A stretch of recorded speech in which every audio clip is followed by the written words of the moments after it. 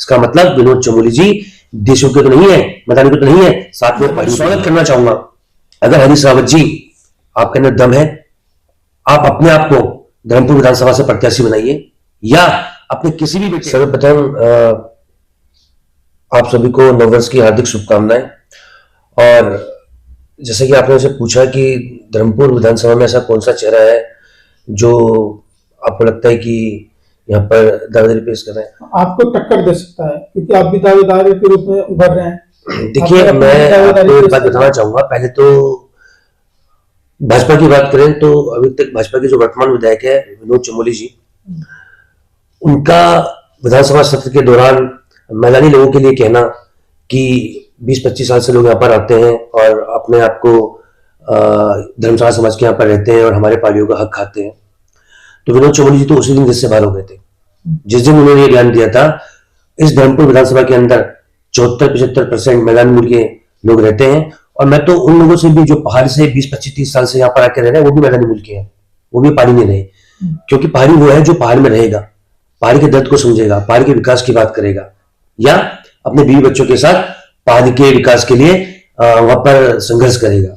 जो व्यक्ति 25-30 साल से यहाँ पर रह रहा है वह सब मैदानी है, चाहे वो पहाड़ का हो चाहे वो कहीं का भी हो। और जिस प्रकार से विनोद चमोली जी ने विधानसभा सत्र के दौरान बोला कि जो भी आता है 20-25 साल से यहाँ पर रहने लग जाता है, धर्मशाला समझ के यहाँ पर रहता है और मेरे सीतारा पहाड़ी मुंह ताकता रह जाता है। आपने अभी मैं एक इसी से संबंधित सवाल पूछा हूँ। आपने विनोद चमोली जी का नाम लिया, उनका यह भी कहना है कि भैया 10 साल तक तो भूल जाए कोई भी। देखिए, मैं विनोद चमोली जी को कहना चाहूंगा कि भाई साहब, अब ना आपकी उम्र हो गई है, अब आपको पहाड़ में जाके बाबा जी के साथ रहना चाहिए, पहाड़ी की सेवा करनी चाहिए। एक तरफ तो आप पहाड़ी की बात करते हो, कहते हो कि मैं पहाड़ी हूँ, कट्टर पहाड़ी हूँ, ठेठ पहाड़ी हूँ, पहाड़ी था पहाड़ी मरूंगा। आज पहाड़ी की बेटी अंकिता भंडारी का नाम एक वीआईपी के साथ जोड़ा जा रहा है, उनके प्रदेश के, उनके राष्ट्र के नेता के साथ। तो आज विनोद चमोली जी का पहाड़ीपन कहा गया, आज विनोद चमोली जी का उद्धत कहा गया पहाड़ के प्रति, पहाड़ियों के प्रति, कि आज अंकिता भंडारी पहाड़ी की बेटी नहीं है। क्यों विनोद चमोली जी का विधायक होने के नाते, प्रदेश प्रवक्ता होने के नाते, क्यों उन्होंने आज तक कोई बयान नहीं दिया कि हाँ ठीक है इसकी सीबीआई जांच कराओ? इसका मतलब विनोद चमोली जी देशों के तो नहीं है, मैदानी के तो नहीं है, साथ में पहाड़ियों के भी नहीं है। एक और चेहरा सामने आ रहा है कांग्रेस की तरफ से, ये भी सुनने में आ रहा है कि हरीश रावत जी अपने किसी परिवार के सदस्य को विधानसभा में लड़ाना चाह रहे हैं यहाँ से, धर्मपुर विधानसभा से। देखिए, कांग्रेस की जो दुर्दशा 2027 के चुनाव में होने वाली है इस विधानसभा के अंदर, आप भी देखोगे। आप देखिए 26-27 दावेदार कांग्रेस के इस विधानसभा के अंदर जो है टिकट मांगने के लिए लगे हुए हैं। ये कोई पिक्चर हॉल का टिकट तो है नहीं, विधानसभा का टिकट है, एक ही जने को टिकट मिलेगा। तो जब भी, और सबसे बड़ी बात क्या है कि जो कांग्रेस थी यहाँ पे वो दिनेश अग्रवाल जी थी, और दिनेश अग्रवाल जी के साथ साथ वो कांग्रेस जो भाजपा के अंदर चली गई। तो आज की डेट में जो कांग्रेस का वोटर था, चाहे मुस्लिम समाज था, चाहे एससी समाज था, और जो मैदान बस्तियों का वोटर था जो कांग्रेस को वोट डालता है, वो अपने आप को ठगा महसूस कर रहा है। वह सोच रहा है कि हमें वोट तो कांग्रेस को दिया था, लेकिन वो भाजपा में चला गया क्योंकि दिनेश अग्रवाल जी भाजपा में चले गए। इसका मतलब तो यही हो ना। तो मुस्लिम वर्ग, खास करके एससी वर्ग, हमारा मैदान का वोटर और पहाड़ी वोटर भी जिन्होंने कांग्रेस को वोट दिया है, वो अपने आप को ठगा महसूस कर रहे हैं, और वो सोच रहे हैं कि अब हम कांग्रेस और भाजपा के अलावा एक नए विकल्प की तलाश, जो आजाद समाज पार्टी के रूप में उन्हें इस विधानसभा के अंदर दिख रही है, उसकी तरफ देख रहे हैं। बात करते हैं हरीश रावत जी की। देखिए, मैंने पूर्व में भी कहा, हरीश रावत जी ना बुझी मोमबत्ती है, अब उनमें चांदना नहीं बचा।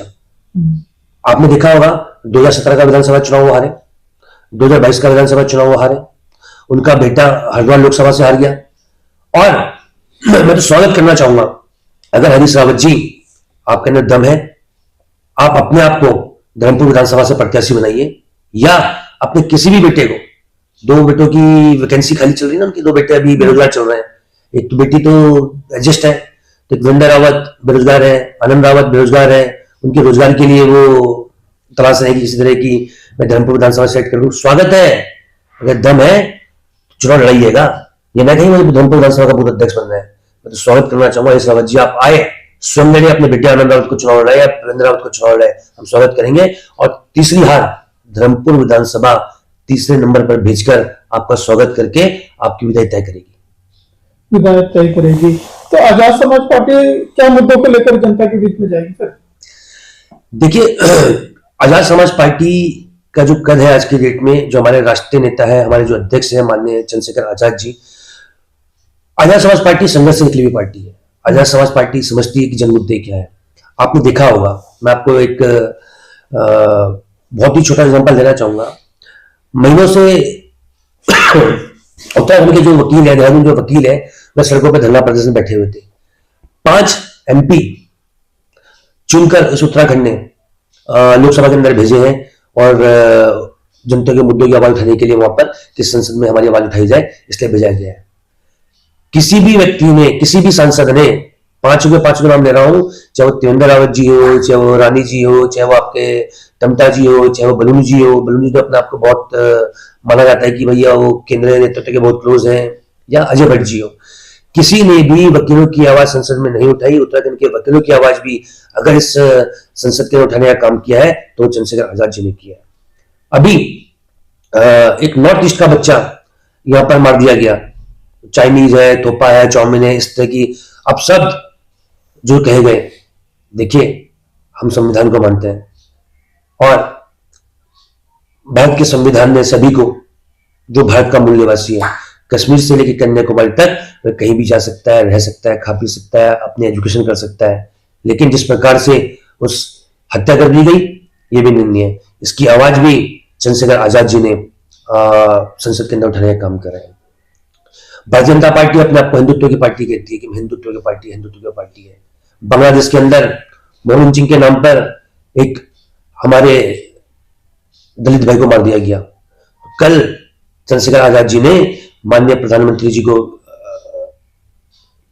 चिट्ठी लिखी और एक विशेष सत्र बुलाने के लिए उन्होंने उस चिट्ठी में लिखा है कि आप विशेष सत्र बुलाइए और बांग्लादेश के जितने भी अल्पसंख्यक लोग हैं वे खतरे में हैं, उनके ऊपर एक विशेष सत्र होना चाहिए। तो मेरे कहने का मतलब सिर्फ इतना है कि जो हमारे नेता है चंद्रशेखर आजाद, वो संघर्ष से निकले हैं, जेल रहे हैं, गोली खाई है। तो असली जो जन मुद्दे होते हैं वह हमारी पार्टी उठाती है।